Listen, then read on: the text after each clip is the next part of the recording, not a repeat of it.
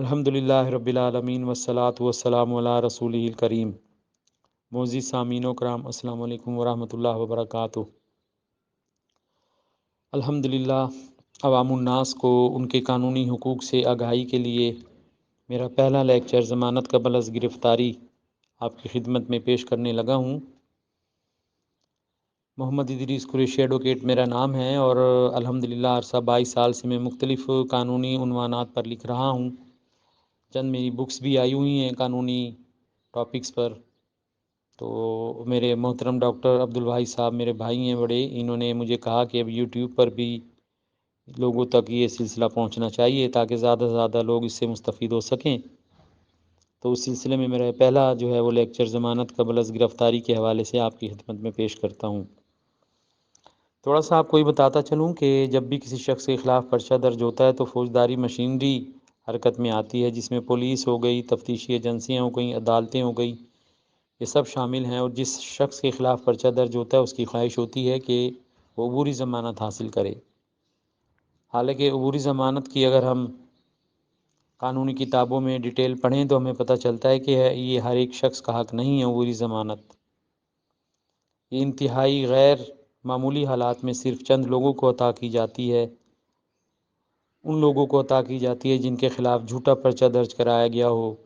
جن کو سیاسی طور پر ناجائز ان کے مخالفین نے پھنسا دیا ہو، ان کی عزت اور شہرت کو داغدار کرنے کے لیے بے گناہ لوگوں کو پھنسایا جاتا ہے، اور کسی دشمنی یا بدنیتی کی بنا پر کسی کے خلاف جو ہے مقدمہ درج کرا دیا جاتا ہے۔ اس صورت میں عدالتی جو ایک فیصلہ تھا جو 1948 میں آیا تھا، اس میں یہ گنجائش نکالی گئی تھی کہ یہ عبوری ضمانت لوگوں کو دی جائے۔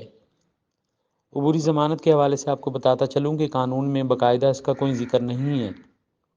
لوگوں نے اب اسے as a matter of right لینا شروع کر دیا ہے، حالانکہ اس کے بالکل اب برعکس ہے۔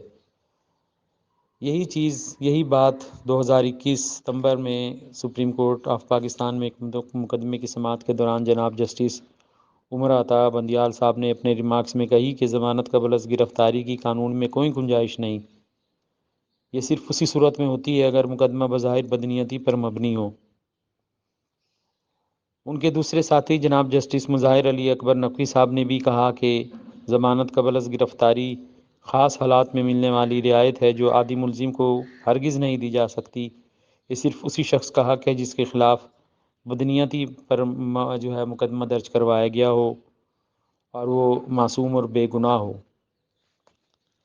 دفعہ 498 ضابطہ فوجداری کے تحت عدالتیں اپنا یہ اختیار استعمال کرتی ہیں ضمانت قبل از گرفتاری عطا کرنے کا، حالانکہ 498 میں بالکل باقاعدہ کوئی اس کی تعریف نہیں کی گئی عبوری ضمانت کی، لیکن چونکہ عدالت نے اپنا اختیار تو استعمال کرنا ہوتا ہے نا، کسی نہ کسی سیکشن، کسی نہ کسی دفعہ کے تحت قانون کی، تو 498 CRPC ضابطہ فوجداری ہے جس کے تحت ہائی کورٹ اور سیشن کورٹ کو یہ اختیار دیا گیا ہے کہ وہ ملزم کو جس کے خلاف پرچہ درج ہوا ہو، اگر وہ دیکھیں کہ اس کے خلاف پرچہ بدنیتی پر مبنی ہے، اسے ناجائز جو ہے پھنسایا گیا ہے اور اس کے خلاف شہادت ناکافی ہے، اسے کسی سیاسی دشمنی یا ذاتی انتقام کا نشانہ بنانے کے لیے گرفتار کروایا گیا، اسے کسی سیاسی دشمنی یا ذاتی یعنی کہ اس کی انا کی خاطر اس کے خلاف پرچہ درج کروایا گیا ہے، تو جس سے اس کی عزت و وقار پر حرف آتا ہو، اسے ناجائز طور پر ہراساں کرنے کے لیے مقدمہ درج کروایا گیا ہے، تو اس صورت میں یہ چند ایک صورتیں بنتی ہیں جن کی بنا پر وہ اس کی عبوری ضمانت لیتی ہیں۔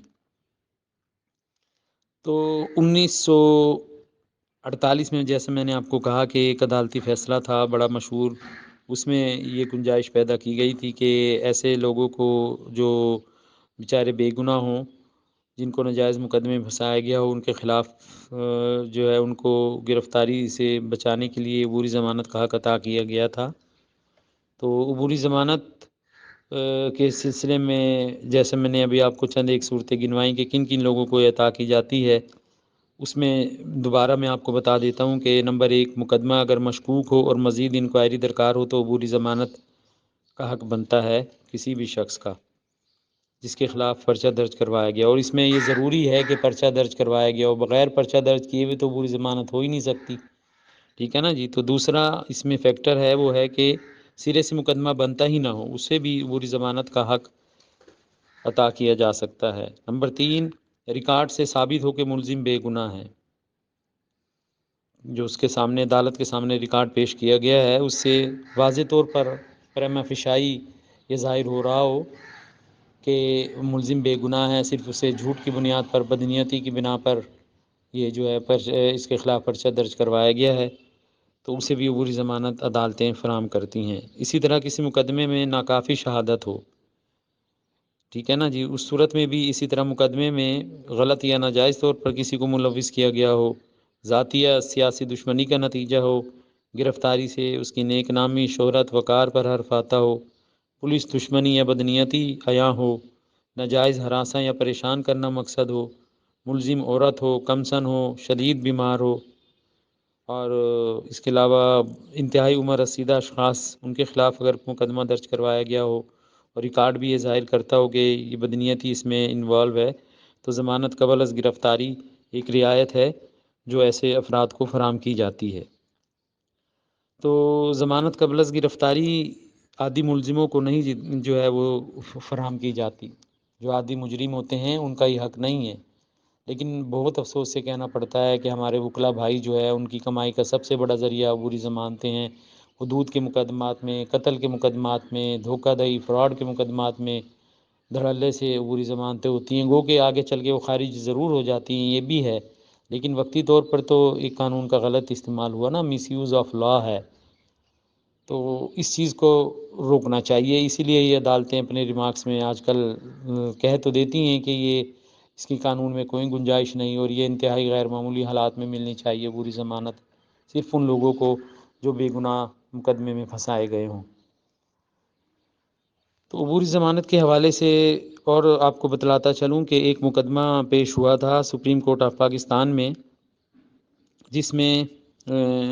ایک سیکٹری کونسل تھا، اس نے ایک خاتون کا جعلی ڈیتھ سرٹیفکیٹ بنایا اور اس کی اراضی ہتھیالی تھی، تو اس کی اراضی ہتھیانے کے باوجود اس کے خلاف مقدمہ درج ہوا، تو اس کا جو ہے وہ پولیس نے جب اس کو گرفتار کرنے پہنچی تو اس نے عبوری ضمانت کے لیے درخواست دے دی تھی، تو لیکن جب عدالت نے ریکارڈ ملاحظہ کیا تو انہوں نے کہا کہ اس شخص نے اس کا جعلی ڈیتھ سرٹیفکیٹ بنایا اس خاتون کا، تو لہٰذا اس کی تو عبوری ضمانت بنتی ہی نہیں، یہ تو سخت سے سخت سزا کا حقدار ہے، تو اس کی عبوری ضمانت خارج کر دی تھی۔ 2020 سپریم کورٹ میں یہ مقدمہ جو ہے وہ پیش ہوا تھا، سندھ